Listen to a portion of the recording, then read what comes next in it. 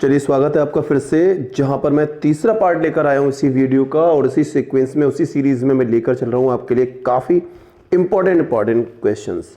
चलिए तो बिना लेट के सीधा स्टार्ट करेंगे। और जिन्होंने फर्स्ट और सेकंड इसकी वीडियो नहीं देखी है तो प्लीज़ वो लोग क्या कर सकते हैं, इसको जल्दी से चेक कर सकते हैं प्लेलिस्ट में जाकर। बिना लेट के सीधा हम लोग स्टार्ट करेंगे। पहला ही क्वेश्चन आपसे बोल रहा है विच टेक्निक। देखिए क्वेश्चन को मैं समझा देता हूँ। जिन लोगों ने किए हुए है तो उनको बहुत आसान लगेगी, लेकिन जिन्होंने नहीं किए उनको बड़ा टफ लगेगा। तो प्लीज प्लेलिस्ट में जाके चेक करते रहें। Which technique is generally followed when the population is finite. देखिए आप, बहुत ही सिंपल क्वेश्चन है बट टफ भी लग सकता है कि किस टेक्निक को, which technique is generally followed when the population is finite. देखिए याद रखना, जब फाइनाइट होती है, जब फिक्स होती है, हम हो सकते हैं, एक होती है इंडेफिनिट है, भाई इनफाइनाइट है, पता ही नहीं है। और जब फाइनाइट पॉपुलेशन होती है तब हम लोग यूज करते हैं सिस्टमैटिक सैंपलिंग टेक्निक। याद रखना है भाई, सिस्टमैटिक सैंपलिंग टेक्निक हम तभी यूज करते हैं जब पॉपुलेशन जो होती है वो फाइनाइट होती है। और अगर आपको सैंपलिंग पर वीडियो नहीं है या आपको इस क्वेश्चन में करने में टफ लग रहा है तो सैंपलिंग की डिस्क्रिप्टिव वीडियो भी पड़ी हुई है, सैंपलिंग पर आपके ऑब्जेक्टिव क्वेश्चन भी पड़े हुए हैं और सैंपलिंग पर काफी बढ़िया है। आप क्वेश्चन तभी आप कर सकते हैं जब आप उसकी चाहिए, तो प्लेलिस्ट में जाकर प्लीज चेक कर सकते हैं। ठीक है, चलिए next. Which one is called non probability sampling. भैया नॉन प्रोबेबिलिटी सैंपलिंग इनमें से कौन सी बोलते हैं? तो मेरे ख्याल से सबको पता है, जिन लोगों ने भी एक बार देखी होगी, कि Quetta sampling is a non probability sampling. जो क्वेटा है वो नॉन प्रोबेबिलिटी का ही पार्ट है, बाकी तीनों ही आपकी प्रोबेबिलिटी वाली हैं। सिस्टमैटिक, स्ट्रेटिफाइड, क्लस्टर सब प्रोबेबिलिटी सैंपलिंग है और क्वेटा सैंपलिंग इस नॉन प्रोबेबिलिटी सैंपलिंग है।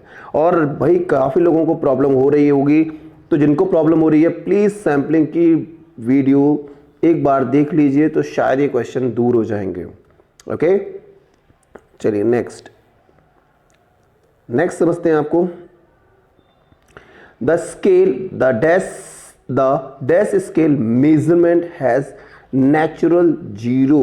भाई नेचुरल जीरो की बात कर रहा है कि the dash scale measurement has natural zero.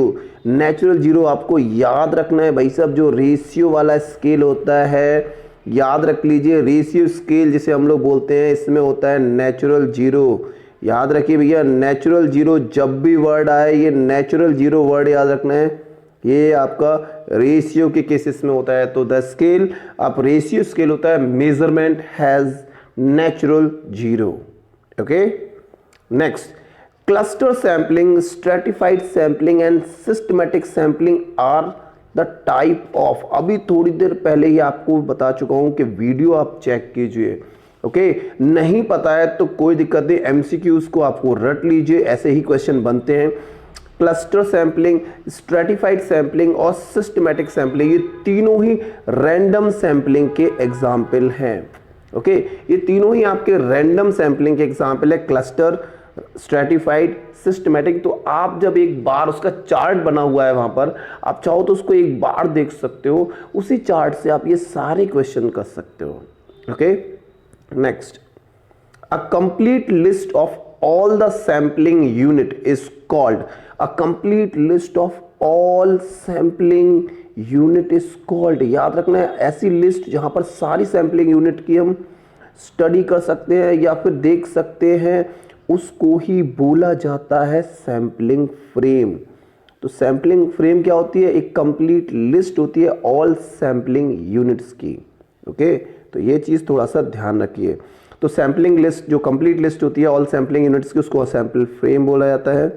Next, split half method is used as a test of. देखिए ये क्वेश्चन करने में काफी लोगों को प्रॉब्लम आती है और ये क्वेश्चन कई बार रिपीट हुआ है एग्जामिनेशन में। क्या बोलते हैं? The split half method, split half method used as a test of. देखिए स्प्लिट यूज्ड मेथड हम लोग टेस्ट करते हैं इंटरनल रिलायबिलिटी के लिए।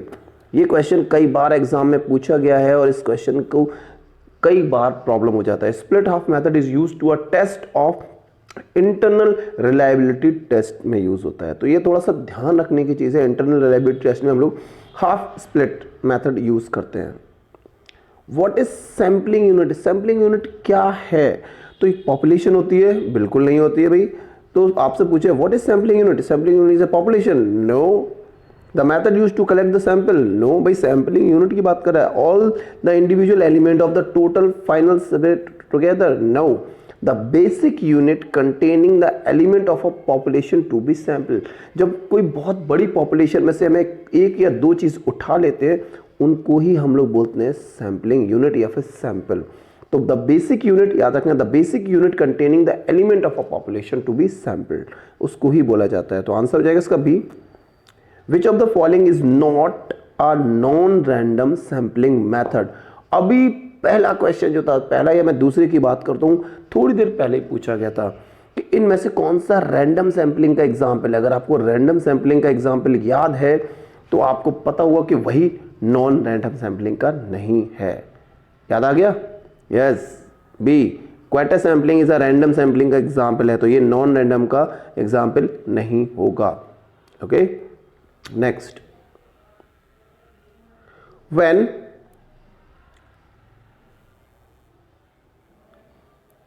when one examine the entire population instead of subgroup of a population, this is called। Question को समझिए, बहुत इंपॉर्टेंट क्वेश्चन है और पूछा भी गया है। क्या पूछ रहा है? when one examine the entire population instead of, देखिए when we examine the entire population instead of sub group, जब हम पूरी पॉपुलेशन की बात करते हैं तो दिस इज कॉल्ड सेंसस। याद रखिए, वैसे तो ये क्वेश्चन ही गलत लग रहा है मुझे, 9th सैंपलिंग भी नहीं बोल सकते, सेंसस भी बोल सकते हैं, बायस, हाँ तो फिर ठीक है, इसका सेंसस ही होगा। When one examine the entire population instead of sub group of a population, this is called, जब हम क्या करते हैं सब पूरी पॉपुलेशन को ही एक सैंपल मान लेते हैं तो हम उसे सेंसस बोलते हैं, जिसे जनगणना भी बोलते हैं। तो जनगणना थोड़ा सा ध्यान रखना है, ये जब हम एंटायर पॉपुलेशन को ही सब ग्रुप में ना डिवाइड करके सीधा एक बार में करते हैं तो उसे सेंसस बोला जाता है।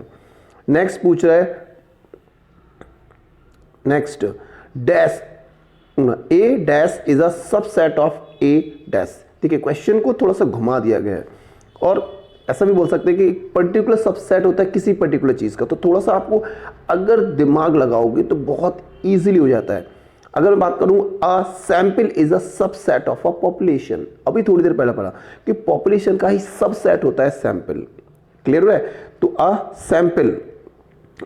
सैंपल आपका ए हो जाएगा। देखिए, a sample is a subset of population. ठीक है, सैंपल और पॉपुलेशन। नेक्स्ट भी देखिए दिखाई दे रहा है, पूछ रहा है random sampling is also called, random sampling is also called. देखिए, रैंडम का ही नाम होता है प्रोबेबिलिटी सैंपलिंग। याद रखना है सी। तो मैं इसीलिए आपसे बार बार बोल रहा हूं कि आप लोग प्लीज जाकर प्लेलिस्ट में एक बार चेक कीजिए, मेरे ख्याल से आपको कोई प्रॉब्लम नहीं होगी। और आपको ये क्वेश्चन करने में जितनी प्रॉब्लम हो रही है, जिनको प्रॉब्लम हो रही है वो लोग एक बार सैंपलिंग की सिर्फ वीडियोस देखें और क्लियर हो जाएगा उनको कॉन्सेप्ट। ठीक है, नेक्स्ट आपसे क्या बोल रहा है, क्या scale in which the respondent directly compare two और more object and makes choice among them is called.